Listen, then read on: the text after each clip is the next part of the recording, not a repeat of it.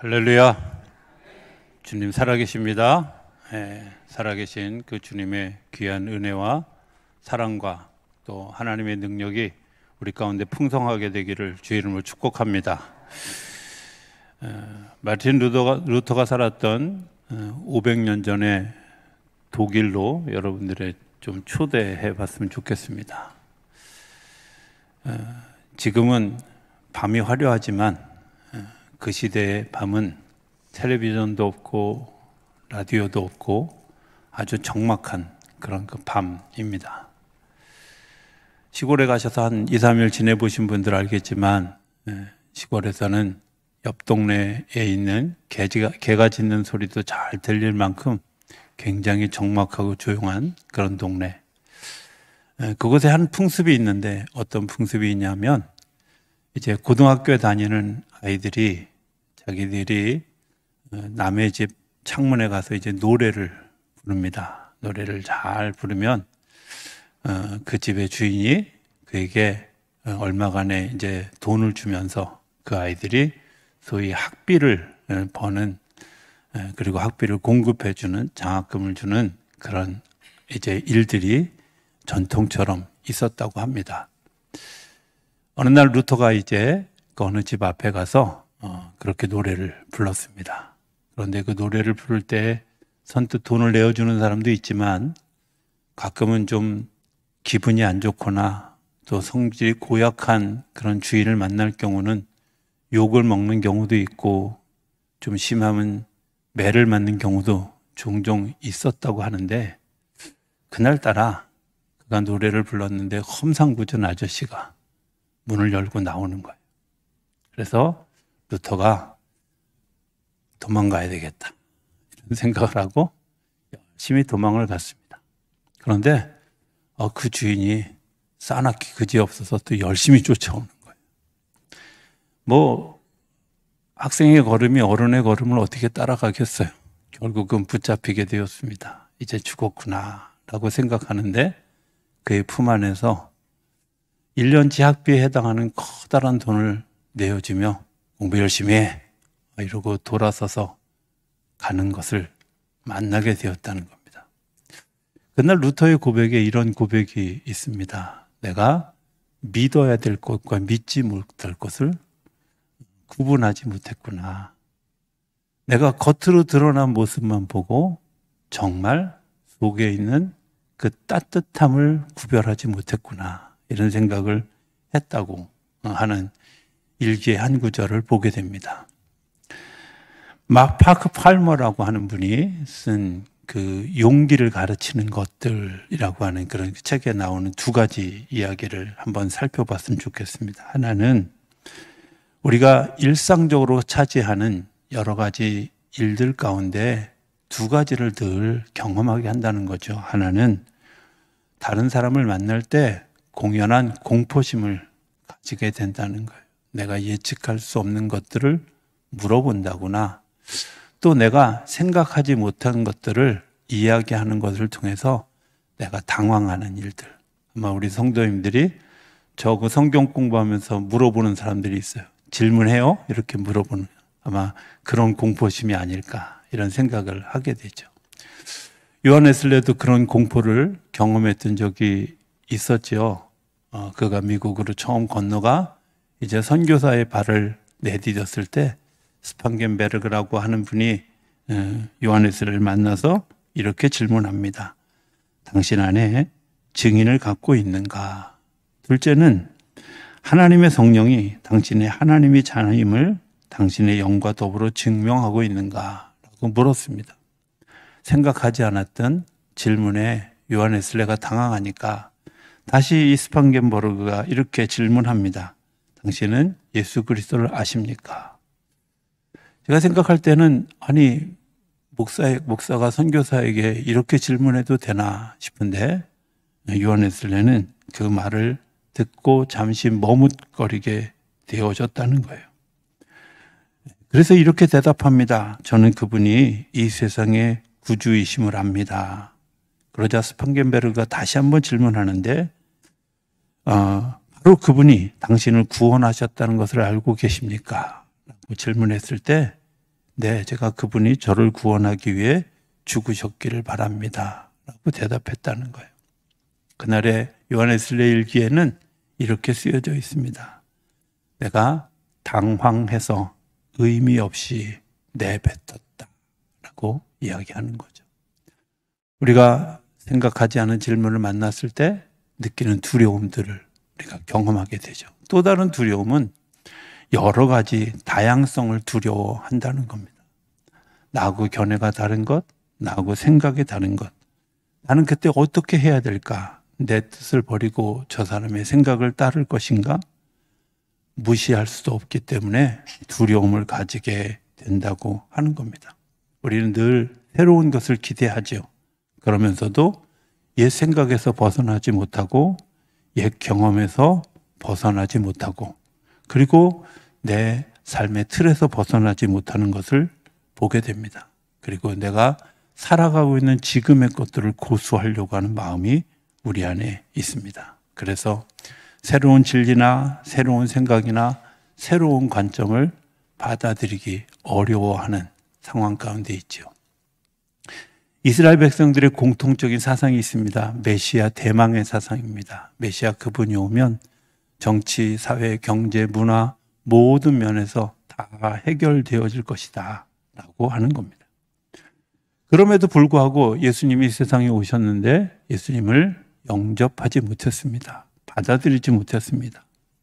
가난하고 병든 사람들, 소외된 사람들은 받아들였지만 왕이나 서기관이나 바리새인이나 소위 지도자들은 그것을 받아들이지 못했습니다. 왜냐하면 그들이 지금이나 마찬가지인 것처럼 더 이상 잃을 것이 없는 사람들은 그것을 쉽게 받아들일 수 있지만 왕이 예수님을 받아들이려면 왕권을 내려놓아야 되고 서기관이 그것을 받아들이려면 자기 권위를 내려놔야 되고 바리새인들이 그것을 내려놓으려면 그것을 받아들이려면 자기의 종교적인 기득권을 내려놓아야 되기 때문에 그렇습니다. 받아들일 수 없었던 이유죠. 제가 요즘 자주 얘기하는 피터 드러거라고 하는 경영학자는 그가 46권의 책을 썼는데 그 책의 내용이 거의 빠지지 않는 내용이 있습니다. 이런 겁니다. 과거로부터 벗어나야 된다. 과거를 잊어야 된다. 과거에 매이지 않아야 된다. 그래야 미래로 나아갈 수 있다. 심지어 마지막 책에는 뭐라고까지 썼냐면 과거를 죽여라. 이렇게까지 쓰는 거죠. 예수님을 기다리는 것. 아마 오늘 본문에 나오는 세례 요한도 그런 일들에 앞장섰던 사람이고 우리가 잘 아는 것처럼 예수님이 이 세상에 오심을 알리기 위해서 오신 분이고 예수님에게 세례를 베풀었던 분입니다. 누구보다도 예수님이 메시아라고 하는 사실을 너무 잘 아는 사람이었습니다. 그런데 그가 헤롯 왕의 일가에 잘못된 것을 비판하다가 감옥에 갇히게 되어졌습니다. 이 감옥에 갇히게 되어진 상황이 오늘 본문의 이야기입니다. 요한이라고 시작한 제가 요한이라고 하는 그 구절을 읽으면서 이런 생각을 했습니다. 오늘 요한에슬레 회심주일과 이 요한과 좀 뭔가 이렇게 좀 잘 중첩되어 있다 이런 생각이 들었습니다. 사실은 절기설교를 준비하면서 늘 그런 고민이 있죠. 작년하고 똑같으면 어떡하나 이런 두려움이 항상 있습니다. 설교자의 고민이기도 하죠. 어쨌든 세례 요한의 이야기를 하면서 요한에슬레와 유사한 점을 발견하게 되어지는 겁니다. 세례 요한은 자신의 고통 때문에 자신이 믿음이 흔들리기 시작했습니다. 이 고통을 이렇게 받는데 내가 무슨 보람이 있을까? 어떤 열매가 있을까? 두려워지기 시작했고요. 그리고 이 고난이 길어지는 것에 대해서 두려워지기 시작했고요. 더구나 세례 요한이 감옥에 갇히기 전에는 인기가 정말 하늘을 찌를 듯 했는데 아무도 자기를 기억하지 않는 잊혀진 존재가 되어진 것 같은 그런 생각이 들어서 더구나 또 예수님이 그 세례 요한의 제자들이 와서 예수님, 요한 선생님 도대체 어떻게 된 겁니까? 우리가 예수님이라는 분을 앞세워서 증거했는데 그분은 면회도 안 오고 알아보지도 않고 뭐 이거 어떻게 된 겁니까? 아마 들쑤셨을지도 모릅니다. 어찌됐든 요한이 두 사람의 제자를 예수님에게 보냅니다. 그리고 가서 묻게 합니다. 오실 이가 당신입니까? 아니면 뒤에 오실 이가 또 있습니까? 말 바꿔서 얘기하면 당신이 메시아입니까? 아닙니까? 이렇게 물어보는 거잖아요. 얼마나 황당한 일입니까? 얼마나 황당한 자기 당착인가? 생각해 보면 이분이 메시아라고 증거했는데 지금 곤궁에 빠졌다고 이분이 메시아이냐 아니냐라고 질문하고 있는 겁니다. 예수님이 이 말씀을 듣고 마음이 아프시면서 아마 이렇게 이야기하지 않으셨을까요? 가서 보고 듣는 대로 말하라. 맹인이 보고 못 걷던 자가 걸으며 귀머거리가 듣고 나병한 자가 치유된다. 죽은 자가 살아난다. 가난한 자에게 복음이 전파된다. 아마 이렇게 이야기하셨습니다. 아마 세례 요한의 마음속에는 좀 기다려, 며칠 후에 내가 면회 갈게, 뭐 이런 정도를 붙였으면 더 좋았을 뻔했는데 그런 얘기는 없습니다. 자, 왜 세례 요한이 흔들렸을까요? 문제의 초점이 뭘까? 그건 자신이라고 하는 자기 정체성, 자기 형편에 매여 있었기 때문에 그렇습니다. 요한웨슬레도 비슷한 경험을 하죠. 요한웨슬레가 영국 최고의 대학이라는 옥스퍼드 대학에서 당시 사회는 굉장히 육적인 사회였고 정치적으로 혼란한 사회였는데 그 사회에서 예수 그리스도 그분만 따르는 일종의 홀리클럽 같은 것을 만들어서 그것을 이끄는 지도자였습니다. 성경 읽고 찬송하고 기도하고 그리고 규칙적으로 그들을 살아가는 삶. 우리 감리교회 영어 이름이 메도티스트라는 말은 규칙주의자라고 했던 말을 조롱하듯이 한 말이에요. 저들은 예수밖에 몰라. 예수쟁이야. 규칙주의자들이야. 이렇게 얘기했던 것입니다. 굉장히 열정적으로 예수를 따르고 그리고 내가 뭔가 하나님의 일을 크게 하기 위해서 미국에 선교사로 갑니다. 미국을 지금의 미국처럼 생각하면 안 되고 영국에서 유배당한 사람, 또 실패한 사람, 좌절한 사람이 가는 일종의 노예들이 가는 식민지였던 그곳에 요한웨슬레가 큰 마음을 품고 미국으로 향하여 걸어갑니다. 그 배를 타고 건너는 배 안에서 배가 풍랑으로 깨지게 됐을 때 모라비안 교도들은 하나님을 찬양하는데 한쪽 구석에서 두려워서 떨고 있는 자기 자신의 모습을 보았고 3년 동안 조지아에서 선교하다가 실패하고 또 실패라고 생각하고 돌아와서 이제 그가 하루하루를 지낼 때 이 1738년 5월 24일에 일어난 요한웨슬레 회심이 일어나는 일입니다. 요한웨슬레 회심을 얘기하면서 많이 사용하는 단어가 마음이 뜨거워졌다라는 단어입니다. 마음이 뜨거워졌다. 애매모호한 표현이긴 한데 도대체 마음이 뜨거워졌다는 것이 무엇일까? 약간 좀 다른 측면에서 마음이 뜨거워지는 장면을 저는 이렇게 이해했습니다. 김진홍 목사님이 쓴 그 새벽을 깨우리로다라고 하는 책 가운데 이런 이야기가 있습니다. 빈민촌에 들어가서 이제 선교를 합니다. 나누어주고 그들에게 도와주고 하는 일들. 그런데 그들이 감사할 줄 모르고 떨어졌다고 또 달라고 하고 자기들은 열심히 놀면서 열심히 일해서 공급하는 자기를 마치 뭘 나눠주는 사람으로 생각하고 자신도 병들고 부인은 도망가고 아주 침체한 그런 상황에 빠지게 되어졌을 때 이제 조용히 짐을 싸서 오늘 밤에 내가 야밤소주를 하리라 라고 생각하고 짐을 쌌던 날이었다고 이야기합니다. 마을을 돌아보면서 이제 이 집에 이런 일이 있었고 저 집에 저런 일이 있었고 그 마을을 이렇게 돌아오는데 교회에 돌아오는 이게 마지막 골목 앞에서 어느 집의 아이들이 5명이 딴 애들은 다 밖에 나와서 놀고 있는데 혼자 5명의 아이들이 집에서 있는 것이 이상스러워서 문을 열고 들어갔다고 책은 기록하고 있습니다. 아이들에게 물어보니까 엄마 아빠가 3일째 집에 들어오지 않았고 이 5명의 아이들이 3일째 굶었던 거죠. 그때 2살 난 아이가 배고파하고 우는 그 눈물 속에서 예수님의 얼굴을 보았다는 겁니다. 그냥 배고픈 것을 그냥 배고파 그거는 이성적으로 이해할 수 있었는데 그 눈물 속에서 발견한 예수님의 얼굴을 보고 그 책은 그렇게 표현하지 않지만 이게 뜨거움이구나.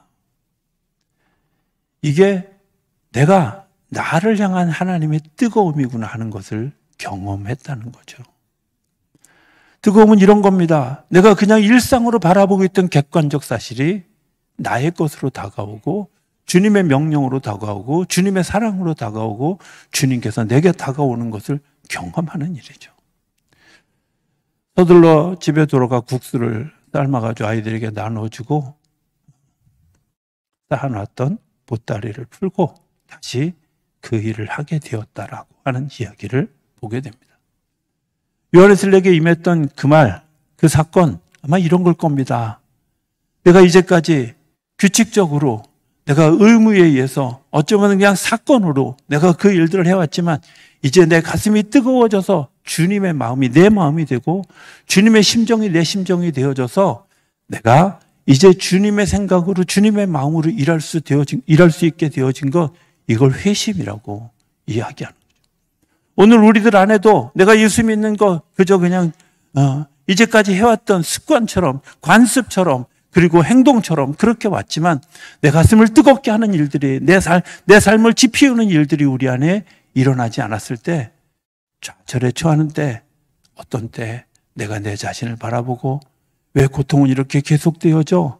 이 고통을 한다고 누가 나를 알아보나?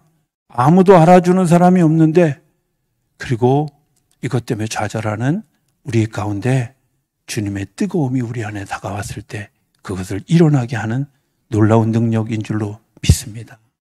우리 안에 그런 뜨거움이 일어나는 시간. 요한에슬레는 거기서 그치지 않고 또 다른 좌절을 경험하게 됩니다.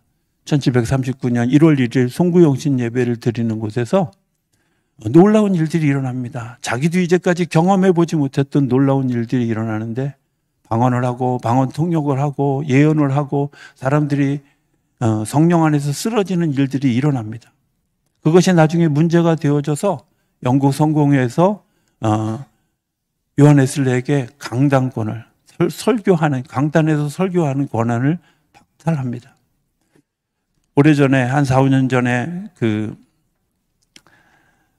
영국 성공회에 주교 한 분과 우리 미래교회 연구원이라고 하는 곳에서 같이 강의를 듣고 이야기를 나누는 시간이 있었습니다. 성공에 대한 이야기를 많이 듣게 되었고 성공에 대한 정보를 듣게 되어지고 맨 마지막에 우리 일행 중에 한 목사님이 이렇게 질문을 했습니다. 주교님, 질문이 하나 있습니다. 요한에슬레의 그 올더스케이트에서의 경험에 대한 이야기는 많이 들었습니다. 또 주교님도 하셨습니다. 페더레인에서 일어났던 역사에 대해서는 성공에서 어떻게 해석하십니까? 라고 질문했을 때 그분이 너무 당연하게 이렇게 얘기했습니다. 모릅니다. 여러분들 그게 사건이 돼서 그게 문제가 돼서 요한에슬레가 박탈당했습니다. 내가 원했던 거 아닙니다. 그냥 내 안에서 하나님의 역사가 일어난 겁니다.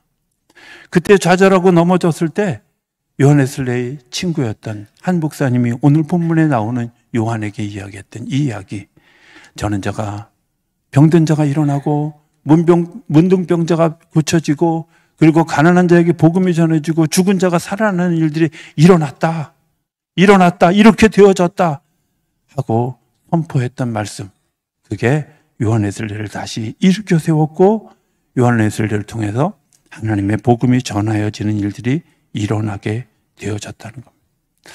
성경 속에서 가끔은 요한에슬레와 비슷한, 아니 요한에슬레보다 더 위대하지만 그분의 그림자 하나를 보게 되는데 우리가 잘 아는 것처럼 바울이죠. 바울의 고백은 늘 이렇습니다. 그는 감옥에서 많은 시간을 보냈습니다. 또 감옥에서 순교합니다. 그리고 그 감옥에 있으면서 이렇게 고백하는 것을 봅니다. 나는 너희들이 믿음이 자라는 것을 보고 내 몸이 제물로 드려질지라도 나는 감사한다. 내가 감옥에 갇혀 있지만 당신들의 믿음이 자라는 것 때문에, 당신들이 잘하는 것 때문에, 당신들이 성장해 가는 것 때문에 나는 기쁩니다. 내가 달려갈 길을 다 가고 주님 앞에 가겠지만 나는 기쁩니다. 나는 감사합니다. 그의 편지 속에 감사의 기도가 있는 것을 보게 됩니다. 우리는 작은 것들에 신경을 쓰게 되죠. 종종 어머님들의 헌신을 생각하며 굉장히 귀하다라는 생각을 합니다. 특별히 홀어머니들이 자녀들을 키울 때 얼마나 고생하는지 알게 되죠. 그런데 말입니다. 중요한 건 그 홀어머니가 키운 자녀가 시집을 가고 장가를 갈 때 사건이 일어나죠. 부모가 원하지 않는 그런 그 결혼을 하려고 할 때, 부모들이 그 홀어머니들이 자주 하는 이야기가 있습니다. 내가 널 어떻게 키웠는데 하는 거죠. 내가 널 어떻게 키웠는데. 못된 자녀들은요, 뭐라고 얘기하냐면, 누가 나보고 그렇게 키우라 그랬어요? 더 심한 놈은 왜 날 낳았어요? 뭐 이렇게까지 얘기하죠. 그런데 말이에요. 생각해보면 하나님의 명령을 받아서 내가 키운 것뿐이지 내 자녀 아니고 하나님께서 그 삶을 이끌어 가실 거라는 사실을 기억해보면 그렇게 할 일은 아니지 않을까 하는 생각을 해보게 됩니다. 유니세프의 친선 대사였던 오드리 헵번이라고 하는 분을 여러분들 아시리라고 생각이 되어집니다. 아마 한 세기를 이렇게 지나면서 이런 미인이 있을까라고 소개할 만한 굉장한 분이죠. 그분이 자녀를 향한 유언장을 이렇게 남겼습니다. 아름다운 입술을 가지려면 온전한 말을 해라. 사랑스러운 눈을 가지려면 좋은 점만 보아라. 날씬한 몸매를 가지려면 다른 사람과 음식을 나누어 먹어라. 아름다운 머리카락을 가지려면 어린아이들로 당신의 머리를 만지게 해라. 아름다운 자세를 가지려면 항상 혼자 걷고 있지 않음을 명심해라. 우리가 혼자 살아가는 것 같지만 더불어 살아가게 하시는 하나님의 은혜가 있죠. 요한의 불신앙은 내가 버린 것 같으나 버리지 못한 것이 있었습니다. 세속적인 욕망도 버렸고 육체적인 고난도 생명도 버릴 수 있었습니다. 그런데 자기 명예만은 지켜지기를 원했지요. 선지자라는 그 명예만은 메시아로부터 인정받고 싶었을지 모릅니다. 그런데 하나님은 그것까지도 버리게 하십니다. 중요한 것은 그것까지 버려진 것 때문에 하나님의 생명의 역사가 일어나게 되어졌다는 겁니다. 하나님의 생명의 역사의 통로가 되어지기를 원하여 주님께서 오늘 우리 안에 일하시는 것들을 보게 되죠. 베드로 전서 2장에 보면 고난에 대한 3가지 견해가 나옵니다. 첫 번째 고난은 자기가 잘못해서 겪는 고난입니다. 이건 뭐 당연한 거죠. 그죠?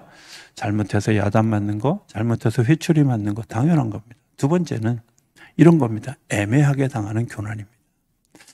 애매하게 당하는 고난, 사람들이 그것 때문에 굉장히 힘들어하고 어려워합니다. 그런데요, 이 애매한 고난에는 하나님의 계획이 숨어 있다는 사실을 기억하실 수 있었으면 좋겠습니다. 내가 한 걸음을 더 나가기 위한, 내 좁은 마당에서 더 넓은 세계를 보기 위한 고난, 내가 이 좁아터진 그런 마음을 넓히기 위해서 주님께서 허락하시는 그 고난, 그것을 깨뜨리기 위한 고난, 그 고난을 잘 견디어가는 사람이 그 고난의 승리자가 되어진다. 세 번째 고난은 내가 능동적으로 당하는 고난입니다. 내가 이제 머물러 있지 않고 스스로 그 고난을 찾아 들어가는 길이죠. 그 고난을 향해서 내가 들어가는 겁니다. 그 고난을 향해 들어갈 때 하나님께서 하늘이 미리 땅에 떨어져 죽어지고 많은 열매를 맺는 놀라운 역사들을 이루어 가게 하시는 줄로 믿습니다. 요한의 회심주일 맞이하는 오늘 우리 자신을 보면 내가 과연 이렇게 하는 것, 이럴 수 있을까? 아니요. 하나님이 우리가 그 고난 가운데, 그 어려움 가운데 있을 때, 그 회의 가운데 있을 때 우리를 깨뜨려 또 다른 하나님의 역사를 만나게 하고 우리로 하여금 능동적인 고난에 참여하게 해서 더 많은 생명력을 낳는 역사로 우리를 이끌어가게 하시는 줄로 믿습니다. 그 일에 참여하고 그 일에 참여한 자들이 누리는 행복한 복을 누리는 요한의 회심주의를 지나는 우리 모두의 삶 속에 그런 역사들이 일어나게 되기를 주의 이름으로 축복합니다.